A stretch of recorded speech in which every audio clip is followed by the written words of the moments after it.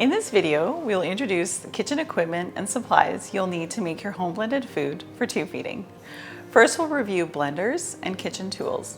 Then we'll offer some grocery shopping tips and some ideas for how you can safely store the home blended food. And finally, we'll provide tips for food safety and preparing your blends. Start with the equipment you have on hand. If you're looking to upgrade, we suggest using a high power blender to make home blended food for tube feeding. When choosing a blender, look for a power of 1100 watts or more. Certain attachments, accessories, and multiple settings can be helpful.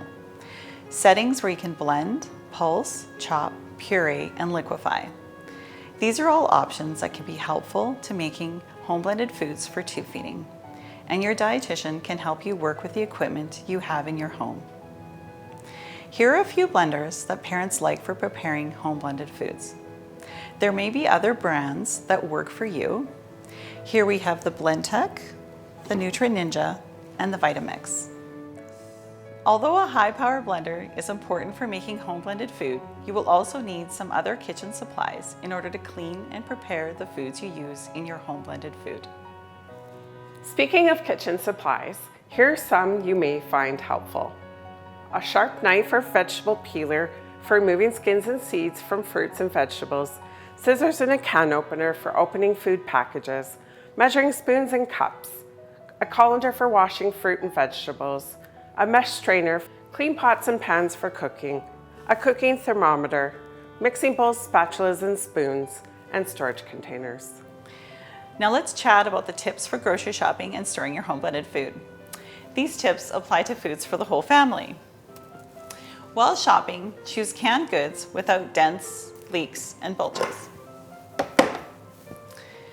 Separate the raw meats from other goods in your cart.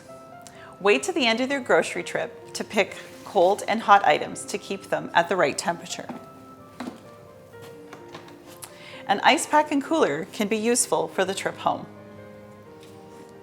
It's very important to have a fridge and freezer in good working order to store your ingredients and home blended food after it's made. Keep your fridge at 4 degrees Celsius or lower and your freezer at -18 degrees Celsius or lower. If your fridge or freezer doesn't show the temperature, you can buy a small thermometer to place inside, like this one. At home, keep dry and canned goods in a cool, dry area. Clean the tops of cans before opening. Store the leftovers from canned foods in an airtight and plastic or glass container. To prevent foodborne illness, don't use the can that the foods came in for storage, as it is no longer an airtight container.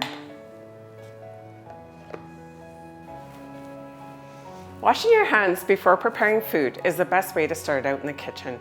Using warm soapy water helps to wash away bacteria and viruses.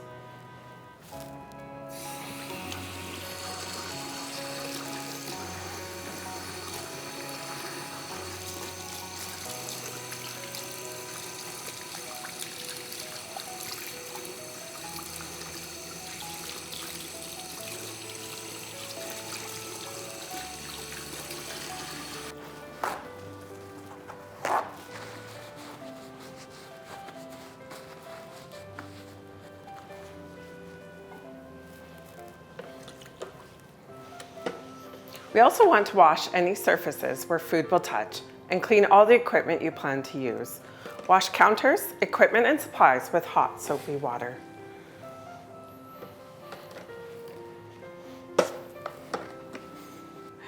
Cook all foods to a safe internal temperature to kill bacteria. This is especially important to remember with eggs, fish, poultry, and meats. Check the internal temperature of cooked meats. Using a thermometer, insert it at the thickest part of the food and make sure the temperature reaches the safe internal temperature for that food. Our chicken is cooked to 165 degrees Fahrenheit. Thanks for joining us.